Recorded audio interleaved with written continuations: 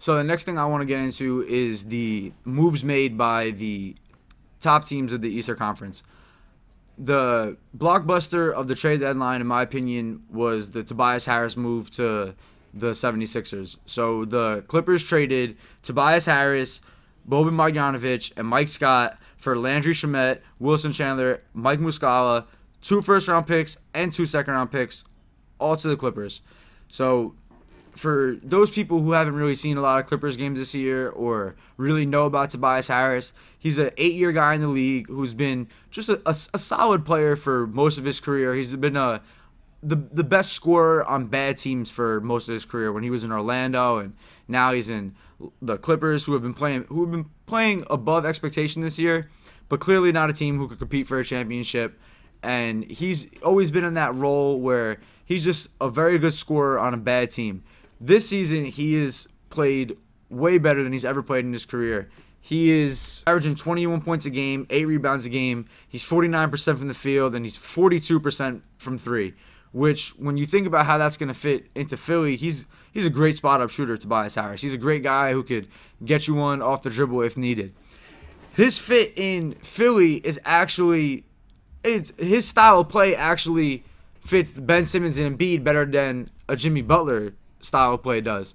But I think with the 4 of them, and they have plans to re-sign all 4 of them with Butler and Harris, I think right now they are on paper. We haven't seen them play a game yet. I'm recording this on Friday at 12:30, and this is before they play the Lakers tonight.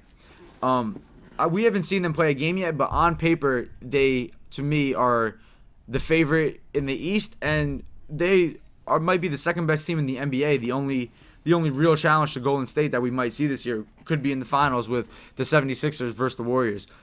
The other night, the 76ers went into Golden State and won, and that was before the trade. That was before Tobias Harris. And the 76ers, they really loaded up. This was the big move for them, getting Tobias Harris and getting that fourth guy, that fourth scorer. But they made a lot of other little moves that kind of flew under the radar because of all the Anthony Davis talk surrounding the deadline.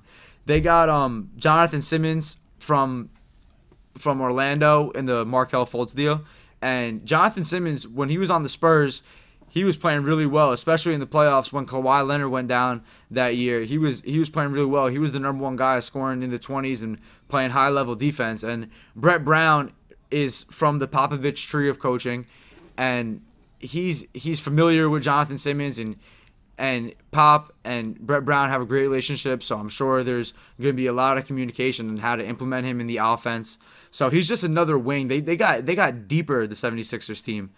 The 76ers are now, they were the only team in the league, before they got Tobias Harris, they were the only team in the league that had 4 guys who averaged over 17 points a game. That's Ben Simmons, JJ Redick, Joel Embiid, and Jimmy Butler. Now they got Tobias Harris, who's averaging 21 a game. So now they're the only team in the league with 5 guys who average over 17 points a game. That could be extremely, extremely dangerous, especially with the length on that team. Ben Simmons, even though he plays point guard for them, he could guard 1 through 5. The only guy who really can't switch on to anyone on that team is JJ Redick. I'm not saying I would go bet thousands of dollars on it, but my pick right now to win the Eastern Conference, just on paper, before seeing anything after the trade deadline, would be the 76ers, assuming that they play well together and assuming that the chemistry is right. I think they're the most talented team in the East. I think they're absolutely loaded. So the other top teams in the East being the Bucks, the Raptors, and the Celtics. The Celtics really did nothing. They stood still. It looks like they're going to make a push for Anthony Davis in the offseason, according to them. And they didn't want to give up any assets or anything like that. The Celtics are one of the deepest teams in the league as it is now. Oh, I don't have to keep burping, bro. I don't know. Yeah, bro, I can't stop. What did I say? The Celtics are one of the deepest teams in the league as it is right now. And I don't think they had to make a move to better themselves. They'll potentially be in the buyout market when all these veterans become available. But I don't think that they had to really do anything, and they didn't. They stood still. They still have Kyrie Irving, who in my opinion is the best closer in the league. So if the game is close in the fourth quarter of any playoff game, I'll put my money on the Celtics to win it.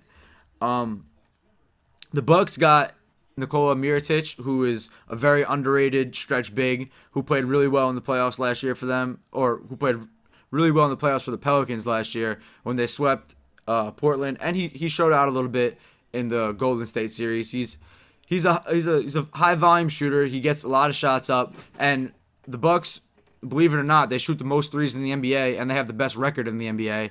So he's a nice fit with them, and Giannis, he's gonna be a nice way to space the court. The Raptors make a trade for Marc Gasol. They give up DeLon Wright. They give up Jonas Valanciunas and CJ Miles and a 2024 second-round pick for Marc Gasol. Even though they lose a little depth on their wing and in their backcourt, I think Gasol over Valanciunas is a huge upgrade. Even though Gasol is on the back end of his career and is getting older, he's still a savvy veteran who's been there in the playoffs, who's battle tested. He could get a tough bucket for you on the block if you need it. He could hit free throws in the big moment, and he's a former defensive player of the year who could really defend the rim and protect the paint. So I think that all the teams on top of the Eastern Conference besides Boston really stepped up at the deadline and made championship winning moves in order to compete with the other teams in the league.